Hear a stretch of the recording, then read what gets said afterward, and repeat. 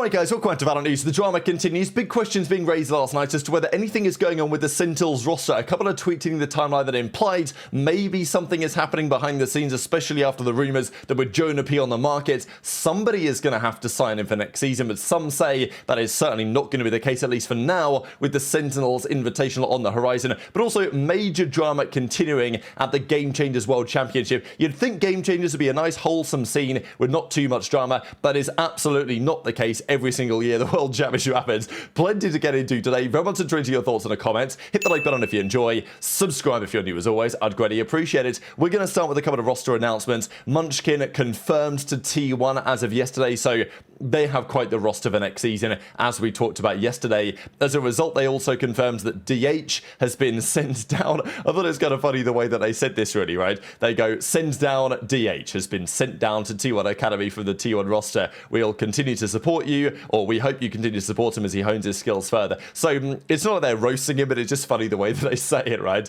It's like, we've sent him down. And it's like in Gladiator when, what's his name, does the thumbs down. Commodus, that's the one, right? So T1, they've made their moves for next season. Also confirms that Muggle has joined Bilibili Gaming, so they brought in Autumn, that's Edward Gaming, who brought in Autumn instead of Muggle as their head coach, and now Muggle has gone to BLG. So there are some storylines going on in China for next season, that is for sure. BBL also confirmed yesterday what their roster's going to be. Obviously, we've known this now for some time, but they have just picked up the entire BBL Pacific roster. Lots of controversy about this, the way that they've gone about it, the affiliate team relationship, whether there was anything behind the scenes that was rather controversial, especially after the rumours emerged that LaRock had interest from a number of other teams and franchises, but elected to stay instead. I think there's a little bit more to this whole situation than meets the eye, but the reality is that those guys that won Ascension, they're still in the league, right? They still get the opportunity for next season, which I think is good. Kruin, Lorita, Larok, Rose, and Lovers Rock, that is the team of 5 at BBL. So everyone else is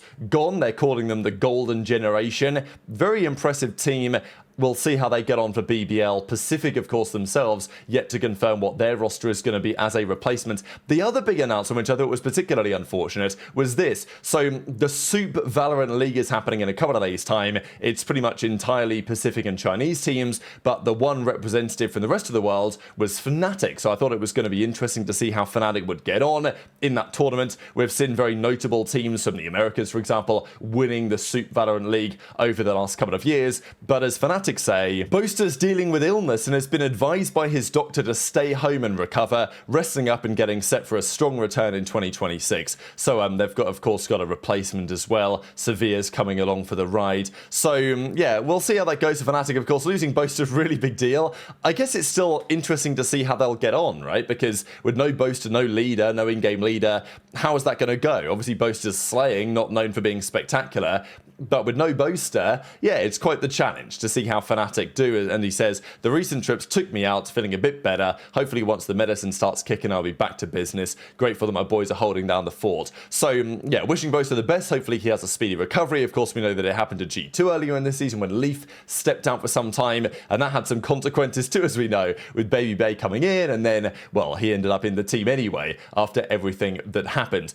However, before we talk about the SEN stuff, let's go through this Game Changers drama, because wow, this went way further than I hoped that it would, but I will say it probably went as expected, unfortunately. So just to break this down, Amy, after they lost to Team Liquid, tweeted out from G2, we go again, MIBR tomorrow, and then monkey emoji, gorilla emoji, orangutan emoji, whatever. Now, look, there are two reads here. Either you think that Amy is secretly like dog whistling, that she's actually a racist and she hates Brazilians and all that stuff, and would for some reason decide to do that in a tweet the day before she played against MIBR and rile everyone up as a result. You know, it's just, what's more likely? That case scenario, or the scenario where she's just trying to find a funny emoji to put in a tweet, which she often does anyway, and she puts the monkey one in, not realizing the potential connotations, right? Like, scenario 2 is just far, far more likely. And I think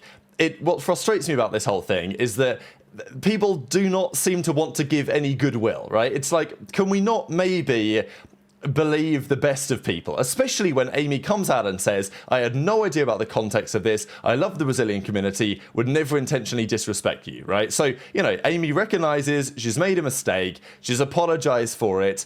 You know, it would be nice, I think, if as a community, people would just be more like, okay, fair enough. Let's see the best in people and move forwards. You know, no harm, no foul, as it were. However, that was probably never going to happen. And, well, we even saw it, right? SRN tweeted before the series, XD, see you tomorrow. So, you know, I think what's very clear about this is that certain players, and even to a certain extent MIBR themselves, did not refrain from making this a bigger deal than it could have been, right? So yeah, Amy tweeted out the, you know, the apology, but clearly this was on her mind going into the tournament. Because G2 went on to play MIBR the next day, and things were always going to be incredibly spicy as a result. And, well, as Amy goes on to say in the coming minutes, some of the messages, the threats that she was getting with all this in mind were particularly outrageous, and to a certain degree makes you understand why a lot of the tournament organizers are, let's say, hesitant about hosting too many events in Brazil nowadays.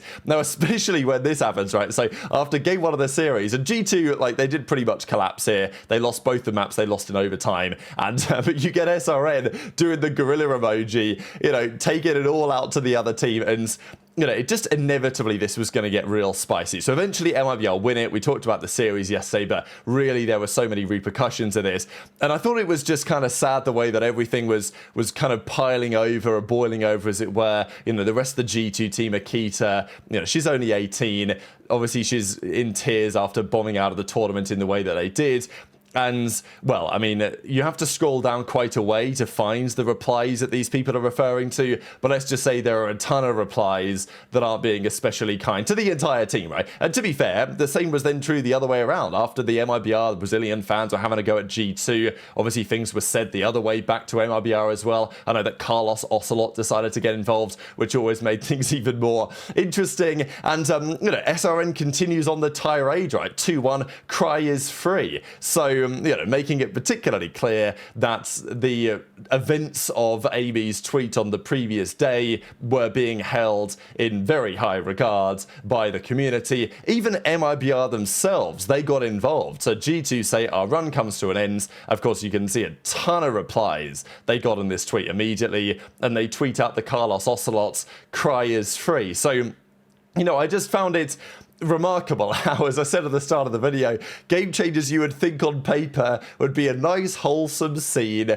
that, you know, it's really great for everyone, isn't it? It's all really friendly. But, you know, the drama that you get in Game Changers is often more severe than you find in the regular VCT. And it's the same story here as well. And I think that's what frustrated me a little bit, is that, you know, I think it was, to me, it was very obvious that what Amy said was not intentional. And while, yes, a mistake, she apologized sincerely. And at least, look, some of the fans are always going to do what they do. It is what it is. But at least the organizations, maybe the players, could have refrained from getting involved in this to a degree, because I think the actions of SRN, the actions of MIBR doing these tweets definitely toppled things over, right, to a level where all of a sudden, you know, the fans felt that they maybe had free reign to do whatever they liked.